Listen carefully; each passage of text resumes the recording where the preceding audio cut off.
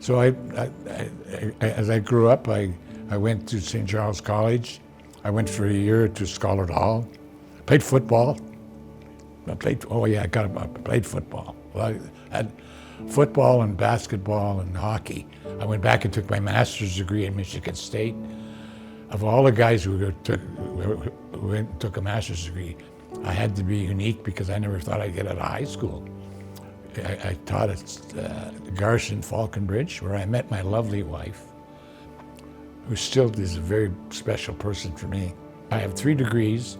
I should have had none because I was going to just stay home and work. And it's been really an interesting ride. It's been a really interesting. It's allowed me to be a generalist. It's allowed me to do politics. I don't know. I was never satisfied that I had made a major contribution. Paul and I were good friends way back when. I mean, well, we were on the Chamber of Commerce together even at that stage, and I was a local councillor.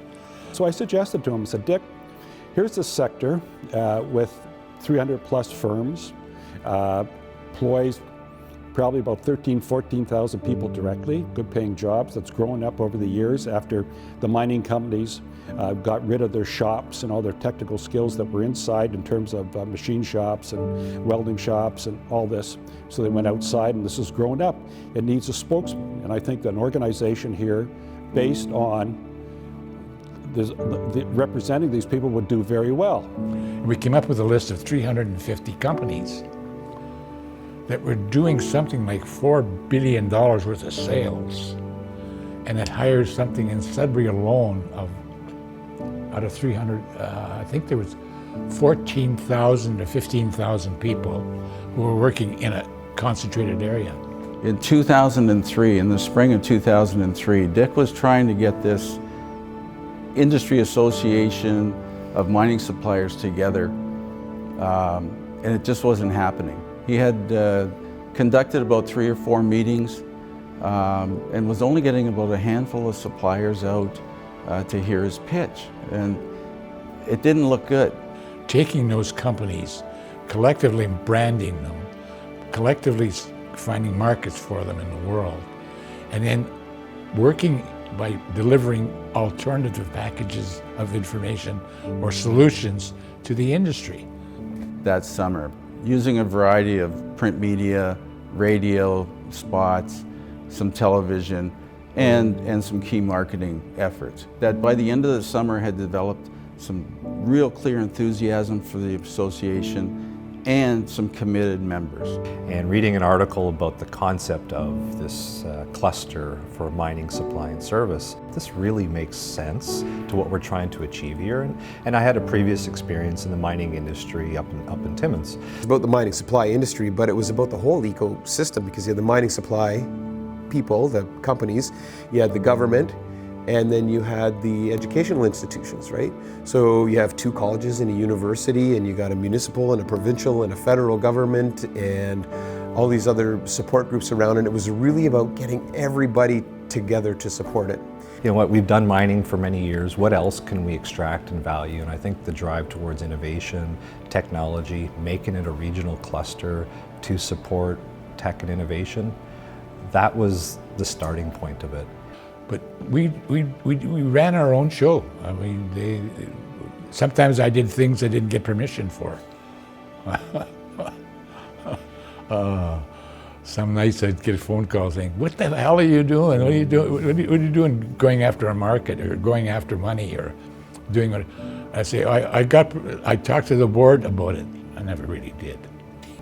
Was a mentor in a lot of ways, a friend, somebody to talk to. And I think with that approach that he had, it was not an administrative function. He truly cared for the individuals that he worked with. And as a result, the board did so well together. We used to laugh, you know, it was a dictatorship. And a politician who was actually ambitious. I was pretty ambitious then. But I mean, I was 60-some years old, and I said I was going to retire. Italians don't retire. Companies kept themselves really private in terms of sharing information, sharing contacts, sharing strategies, sharing information. And SAMHSA had the effect of companies sharing that information. Yeah, coming from big industry, I mean, SAMHSA was critical to us, and I think, you know, Dick did such a good job of really advocating on behalf of SAMHSA and, you know, really reinforcing the fact that we have all the talent, all the skills, everything we need here in Sudbury.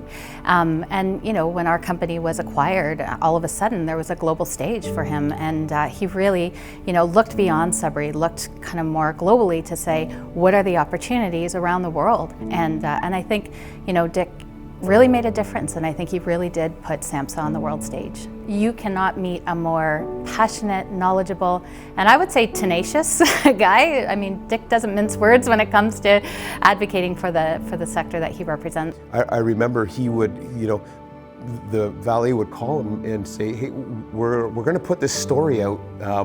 Just we want to know what your reaction's going to be, because he had a lot of clout. Right? They would do a story, and he would do a story in response to the story. So they would say, "Oh, what's Dick going to say about this when we put these articles out?" So that was kind of fun.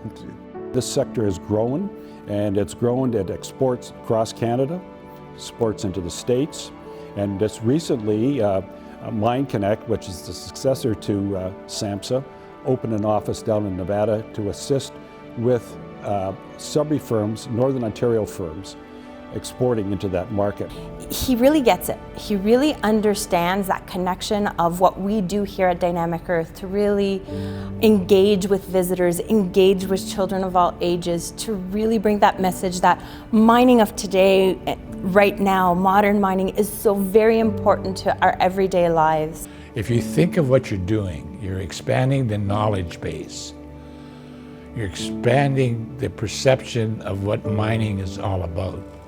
You're eliminating a lot of fears about how dangerous the job would be by cloaking it in the reality of the real information that's available. His passion for that education for kids is really going to be able to shine as we provide an accessibility fund to Dynamic Earth across Northern Ontario to make sure that people that couldn't access Dynamic Earth get that opportunity to come and enjoy our science center, learn more about earth sciences and mining. And people say things like, I'd never work in mining. Now I hear the opposite. I want to work in mining because I understand it better and I can work at it better. I'm really lucky. I'm really lucky. I got two great sons. So it's okay. It's turned out okay.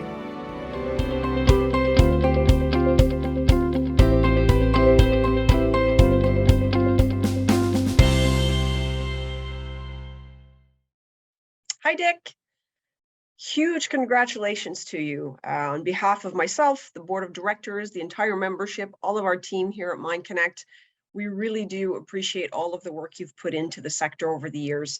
If it wasn't for your vision and your understanding that clusters are the way to go in terms of positioning a sector, we wouldn't be where we are today. So the fact that you understood that so long ago and had the forethought to connect all of the mining supply service sector in Sudbury to put them on the global stage really led to our growth and led to where we are now as MineConnect and representing all of Northern Ontario's MSS sector. So we really do appreciate the work you've put in. We really do see this as a well-deserved award, and big congratulations. So thanks so much.